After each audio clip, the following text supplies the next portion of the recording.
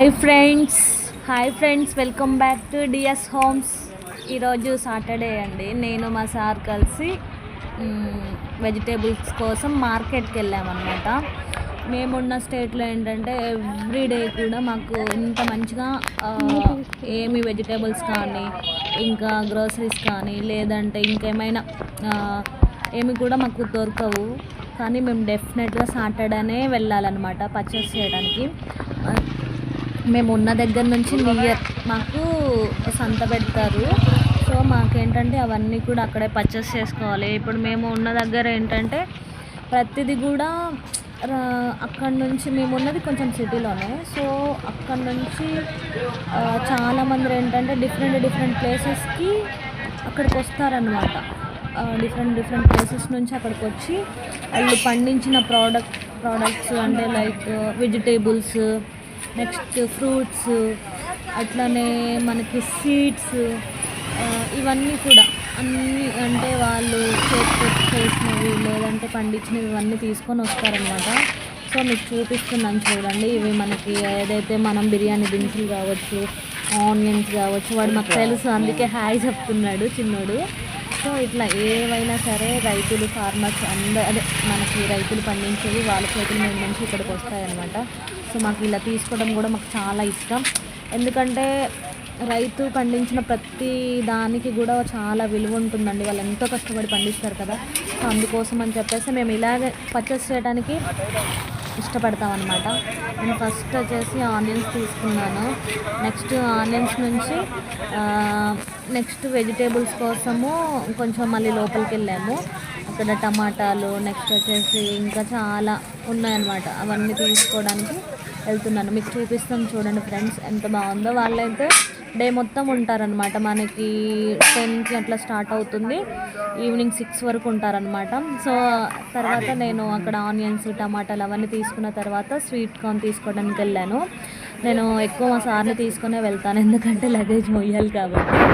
రెండు నేను ఇక్కడ నాకు భాష అంత అర్థం కాదు. సో అందుకే నాకు రేట్లు కూడా కొంచెం కన్ఫ్యూజ్ అవుతుంది. నేను ఇంగ్లీష్లో చెప్పినా వాళ్ళకి అర్థం కాదు, వాళ్ళు తెలుగులో చెప్పలేవరు.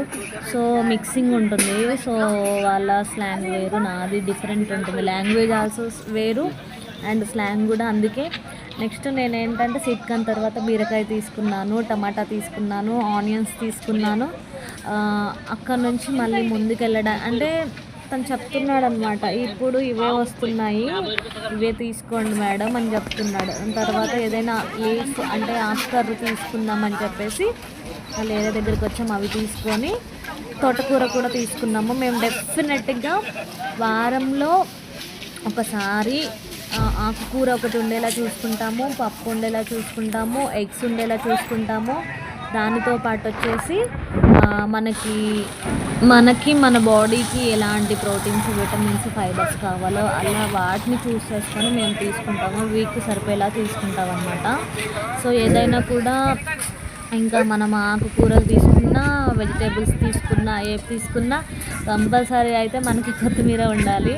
వాడేమో కొంచెం ఇస్తున్నాడు అనమాట. సో ఏంటంటే మేము అడిగిన దాంట్లో కొంచెం వేస్తున్నాడని చెప్తున్నాను అనమాట. సో ఆ తర్వాత అక్కడ నుంచి ఎలాగలాగో తీసేసుకొని నెక్స్ట్ మేము వేరే షాప్కి వెళ్ళామన్నమాట. అదే వేరే దగ్గరికి వెళ్ళాము, షాప్ కాదు వేరే దగ్గరికి వెళ్ళాము. ఇంకా మనకి కావాల్సినవి ఇప్పుడు మేము వెజిటేబుల్స్, ఆకుకూరలు ఇవి తీసుకున్నాం కదా. నెక్స్ట్ మళ్ళీ అతని దగ్గరికి వచ్చి మేమేం అడుగుతున్నామంటే దొండకాయలు అడుగుతున్నాము. కానీ తను ఏంటంటే లేవు అని చెప్పాడు. సో ఇంకా మళ్ళీ మా సార్ వాళ్ళ ఫ్రెండ్స్ కూడా కొన్ని అడిగారంట. సో మళ్ళీ ఒకసారి వచ్చి చూద్దాము అనే పాయింట్ ఆఫ్లో మళ్ళీ వచ్చామన్నమాట అక్కడికి. తర్వాత మళ్ళీ తీసుకున్నాం మేము అక్కడ నుంచి స్వీట్ కార్న్స్. తీసుకున్న తర్వాత ఇంకేమైనా కావాలా అని చెప్పేసి అతను అడుగుతున్నాడు. మేము ఇక్కడికి వచ్చామండి. ఏంటి మనకి పసుపు, ఇంకా కారము, నెక్స్ట్ వచ్చేసి బిర్యానీకి కావాల్సిన ఇంగ్రీడియంట్స్ ఇవన్నీ ఉంటాయి కదా, అక్కడ దగ్గరికి వచ్చామన్నమాట. సో అక్కడ ఏంటంటే మనకి ఆర్గానిక్ ప్లస్ వాళ్ళు ఏంటంటే వాళ్ళే పండించి వాళ్ళే కొట్టి అచ్చంగా మనకి స్వచ్ఛమైన పసుపు తీసుకొస్తారు. ఆ తర్వాత మేము కొబ్బరి బొండాల దగ్గరికి వచ్చాము చూడండి. ఆ తర్వాత ఏదైనా ఫ్రూట్స్ తీసుకుందాము అని చెప్పేసి ఫ్రూట్స్ యాపిల్స్ తీసుకోవడానికి వచ్చామన్నమాట.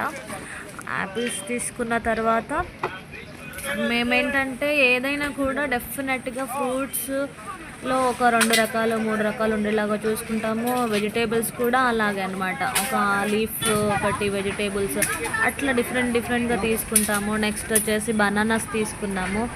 అట్లా అన్నీ పర్చేస్ చేసి మేము ఇంటికి వచ్చేసాము. ఇంటికి వచ్చేసాక చూడండి అన్నీ ప్లాస్టిక్ కవర్లోనే పెట్టిస్తారు.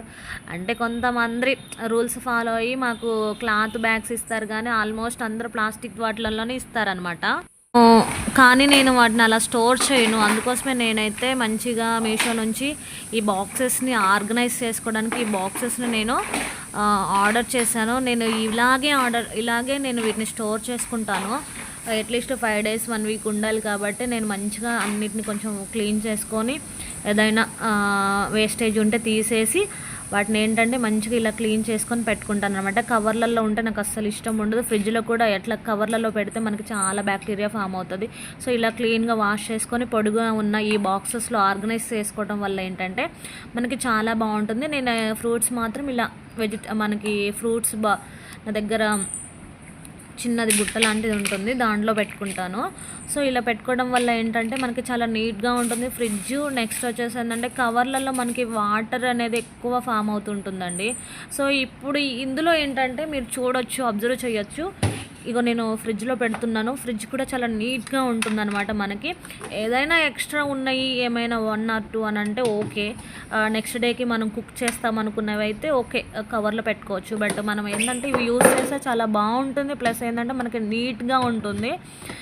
ఇంకొక విషయం మీకు చెప్పాలి ఏంటి అంటే, ఇప్పుడు నేను ఈ పెడుతున్న బాక్సెస్లో ఏంటంటే కింద ఏముంటుందంటే ఒక లేయర్ లాగా కొంచెం మనకి లైన్స్ ఒకటి వైట్ది ఉంటుందన్నమాట. అది దానివల్ల ఏంటంటే ఏమైనా వాటర్ ఉన్నా కూడా అది కిందికి వాటర్ కూడా మనకి ఏంటంటే బాక్స్లో కింద స్టోర్ అయిపోతుందండి. నెక్స్ట్ వచ్చేసి ఏంటంటే ఇలా చేయటం వల్ల వెజిటేబుల్స్ కూడా మనకి చాలా ఫ్రెష్గా ఉంటాయి.